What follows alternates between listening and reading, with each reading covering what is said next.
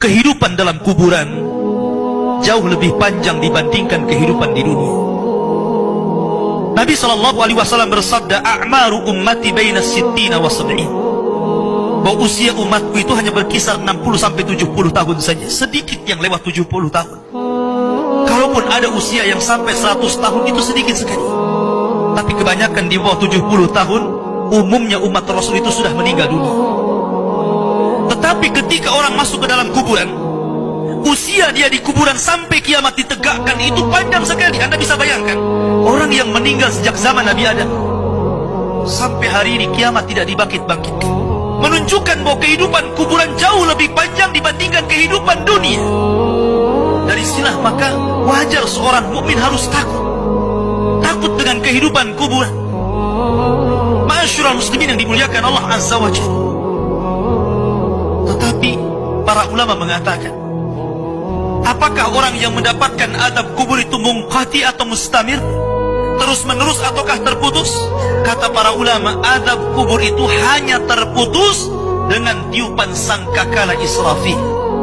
Ketika itulah Nabi SAW menceritakan bahwa Allah Subhanahu wa Ta'ala memerintahkan kepada Israfil untuk meniup sangkakala yang pertama.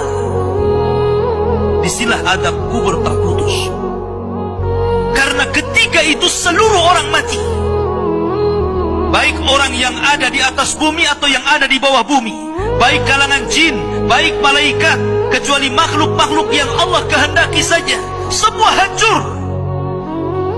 Dan Abu Hurairah radhiyallahu anhu menceritakan kehancuran bumi setelah tiupan sangkakala itu adalah 40. Bisa 40 hari, bisa 40 bulan, bisa 40 tahun. Yang jelas Allah hancurkan bumi ini. Allah luapkan lautan ke daratan.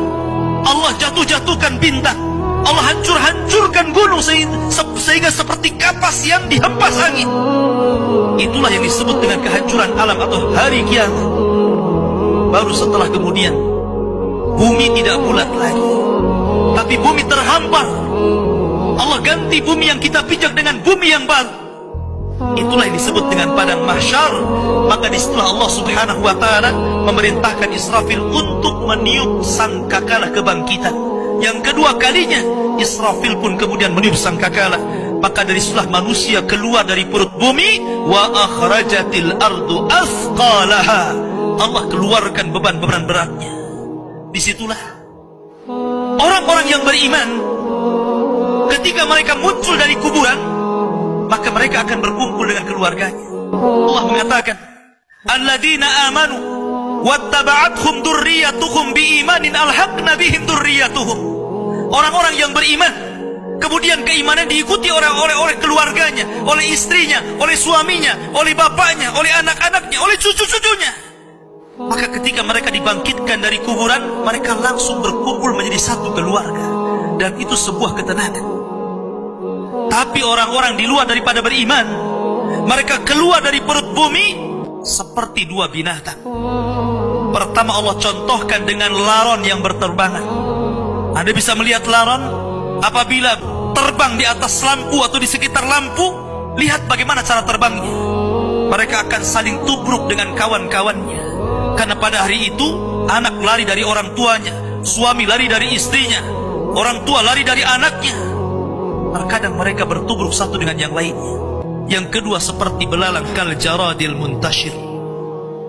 Pertama seperti laron dulu, lari sana lari sini, yang dari barat ke timur, yang dari timur ke barat, yang dari selatan ke utara, yang dari utara ke selatan. Mereka kacau sehingga mereka mengatakan, ya wailana man ba'atsana min marqadina. Celaka, siapa yang membangunkan aku dari tidurku?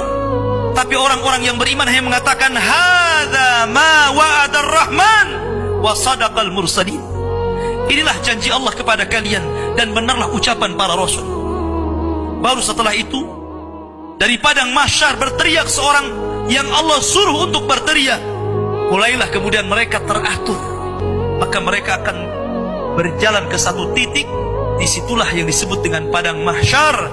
Mereka akan tinggal selama 50 tahun telanjang, kembali tidak dikhitan, tidak pakai sandal, matahari dekatkan 1 mil, keringat bercucuran, tidak ada makan, tidak ada minum. Mereka berdiri 50 tahun.